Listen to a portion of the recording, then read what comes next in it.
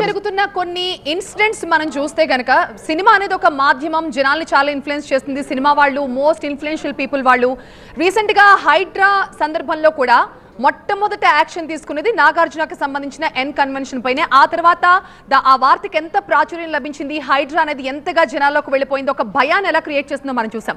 And ఆ తర్వాత Allu Arjun incident జరిగిన తర్వాత టోటల్ గా తెలంగాణలో సినిమా ప్రీమియర్స్ ని రద్దు చేస్తున్నామని సినిమాటోగ్రఫీ మంత్రి కోమటిరెడ్డి చెప్పిన విషయాన్ని కూడా మనం చూసాం. అండ్ ఇప్పుడు ఈ కేసులో అల్లు అర్జున్ కి అరెస్ట్ చేయడం. సో ఇలాంటి ఇన్ఫ్లుయెన్షియల్ పీపుల్ విషయంలోనే మేము ఇంత స్ట్రాంగ్ గా ఉన్నామంటే కామన్ పీపుల్, సామాన్యుల పట్ల ఇంకా గట్టిగా మేము ఉండగలం అన్న ఒక మెసేజ్ జనాల్లోకి స్ట్రాంగ్ గా వెళ్ళడం కోసమే ఈ స్టెప్ తీసుకున్నారనుకోవాలా?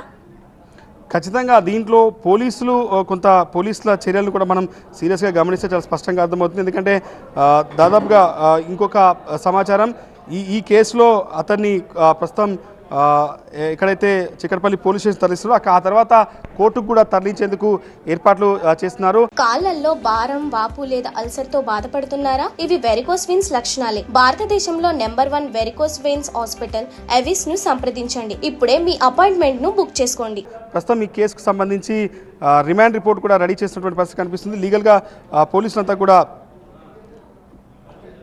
కూడా లీగల్గా పూర్తి స్థాయిలో ఈ వ్యవహారం అంతా చూస్తున్నారు. ఖచ్చితంగా ఈ కేసులో ఆయన్ని రిమాండ్కి తరలించే అవకాశం కనిపిస్తుంది. కోర్టు ఎట్లాంటి డెసిషన్ తీసుకుని చూడాల్సి ఉంది. కానీ ఖచ్చితంగా పోలీసులు మాత్రం కొంత దీని ద్వారా ఒక మెసేజ్ ఇచ్చే ప్రయత్నం అయితే ఖచ్చితంగా చేశారు. ఎందుకంటే చట్టం ముందు అందరూ సమానలే, ఈ కేసులో ఎవరున్నా కూడా వదిలిపెట్టమనేది చాలా స్పష్టంగా చెప్తున్నారు. కాబట్టి దాంట్లో భాగంగానే ఇదంతా కూడా మనకు ఇంకొక వీడియో కూడా వచ్చింది. దాంట్లో అల్లు అర్జున్ వెళ్తున్నటువంటి సమయంలో ఫాదర్తో మాట్లాడుతూ ఈ కేసుకు సంబంధించి ఎట్లా లీగల్గా ముందుకెళ్ళాలి ఆ విషయాలను కూడా డిస్కస్ చేసినటువంటి వీడియో కూడా వచ్చింది. ప్రస్తుతం ఆన్ ది వేలో చిక్కడపల్లి పోలీసు స్టేషన్కి వెళ్తున్నారు. చిక్కడపల్లి పోలీస్ స్టేషన్కి వెళ్ళిన తర్వాత అక్కడ జరిగేటటువంటి పరిణామాలు కావచ్చు, అక్కడ జరుగుతున్నటువంటి ఏం జరగబోతుంది, రిమాండ్ రిపోర్ట్ రెడీ అవుతే కోర్టు కూడా ప్రొడ్యూస్ చేయాల్సి ఉంటుంది. సాయంత్రం 5 గంటలలోపు నాంపల్లి కోర్టు ప్రొడ్యూస్ చేసారో చూడాల్సింది. కానీ ఒక మెసేజ్ మాత్రం చాలా స్పష్టంగా వెళ్ళింది. అల్లు అర్జున్ అరెస్ట్ ద్వారా తెలంగాణ పోలీసులు కావచ్చు, హైదరాబాద్ పోలీసులు ఈ కేసును ఎంత సీరియస్గా తీసుకున్నారు. చట్టం ముందు అందరూ సమానలే. ఒక వ్యక్తి మరణానికి కారణమైనటువంటి వ్యక్తిని ఖచ్చితంగా ఈ కేసు రిజిస్టర్ అయిన తర్వాత అరెస్ట్ చేశారు. కాబట్టి ఈ కేసులో ఒక స్పష్టమైన ఒక మెసేజ్ మాత్రం హైదరాబాద్ పోలీసులు ఇచ్చారు. ముందుగా ఈ ఎంటైర్ ఎపిసోడ్లో హైదరాబాద్ సిపి ఏదైతే కొంత ఈ కేసుని చాలా సీరియస్గా తీసుకున్నారు. ఆ రోజు ఇన్సిడెంట్ జరిగిన రోజు కూడా చాలా స్పష్టంగా చెప్పారు. ఇట్లాంటి విషయాల్లో ఎక్కడైతే అనుమతి లేకుండా కావచ్చు, లేకపోతే ఈ సినిమా ఈవెంట్ల పేరిట హైదరాబాద్లో ఒక న్యూసెన్స్ క్రియేట్ చేస్తే మాత్రం ఖచ్చితంగా కఠిన చర్యలు తీసుకుంటామని చెప్పారు. చెప్పినట్టుగానే హైదరాబాద్ సిపి ఆనంద్ మాత్రం ఈ కేసు కొంత సీరియస్గా తీసుకొని పోలీసు దాదాపు అల్లు అర్జున్ పైన 105, 118 రెడ్ విత్ 35 BNS చట్టం కింద కేసు రిజిస్టర్ అయింది. ఈ కేసులో దాదాపు మినిమం పనిష్మెంట్ 10 years వరకు ఉంది. కాబట్టి సో నాన్ బెయిలబుల్ సెక్షన్ కిందనే ఆయన పైన కేసు రిజిస్టర్ అయింది. కాబట్టి ఆ సెక్షన్లో భాగంగానే అరెస్ట్ చేశారు. దాంట్లో మనం క్లియర్గా చూడొచ్చు. ఇక్కడ మనం ఎఫ్ఐఆర్ కూడా చూస్తే ఒకసారి అతని పైన పెట్టిన సెక్షన్స్, చిక్కడపల్లి పోలీస్ స్టేషన్లో పెట్టిన సెక్షన్ ఏదైతే ఉందో దాంట్లో క్లియర్గా మెన్షన్ చేశారు. 105, 118 రెడ్ విత్ 35 BNS యాక్ట్ ఏదైతే పెట్టారో దీంట్లో హైదరాబాద్ చిక్కడపల్లి పోలీసులు పెట్టిన కేసు డీటెయిల్స్ ఇవి. Section 105, 1181 red with 35 BNS act.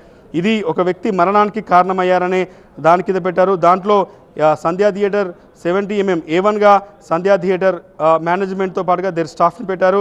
దాంతోపాటు ఈ కేసులో అల్లు అర్జున్ని కూడా ఈ కేసులో ఒక అక్యూజ్డ్గా చూపెట్టారు. కాబట్టి ఈ మొత్తం వ్యవహారంలో దాదాపు 3 సెక్షన్స్ 105, 1181 రెడ్ విత్ 35 BNS చట్టం కింద ఈ కేసు పెట్టారు. కాబట్టి ఈ కేసులో ఈ కేసులో ఇదే కేసులో అరెస్ట్ చేశారు. దీన్ని ఖచ్చితంగా ఒక మెసేజ్ లాగానే చూడొచ్చు. ఎందుకంటే పోలీసులు కొంత సీరియస్గా ఉన్నారు. ఎట్టి పరిస్థితుల్లో ఇట్లాంటి ఇన్సిడెంట్, అది సెలబ్రిటీ కావచ్చు, ఎవరు కావచ్చు, తప్పు చేసిన ప్రతి ఒక్కరు కూడా చట్టం ముందు సమానులనే ఒక మెసేజ్ ఇవ్వడం కోసమే ఖచ్చితంగా ఈ యొక్క అరెస్ట్ చూడవచ్చు. ఎందుకంటే కాంగ్రెస్ గవర్నమెంట్ వచ్చిన తర్వాత ముందుగా హైడ్రా సమయంలో కూడా నాగార్జునకు సంబంధించినటువంటి ఇష్యూ సడన్గా ఆ రోజు జరిగింది. ఎవరు కూడా ఎక్స్పెక్ట్ చేయలేదు.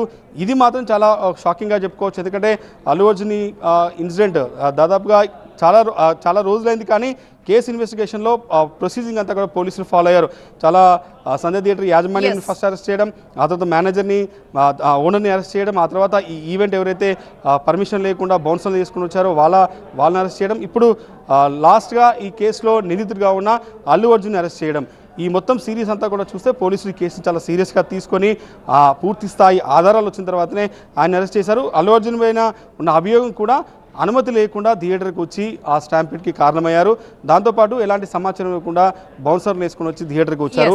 ఆ థియేటర్కి రావడం వల్ల జరిగిన తొక్కిసలాట వల్లనే మనిషి చనిపోయాడన్నది అలిగేషన్ కాబట్టి ఒక వ్యక్తి మరణానికి కారణమయ్యాడనే అలిగేషన్ కిందనే అల్లు అర్జున్ని పోలీసులు అరెస్ట్ చేశారు. ఇది క్లియర్గా ఒక మెసేజ్ అయితే తెలంగాణ పోలీసులు కావచ్చు, హైదరాబాద్ పోలీసులు అయితే ఇచ్చారు.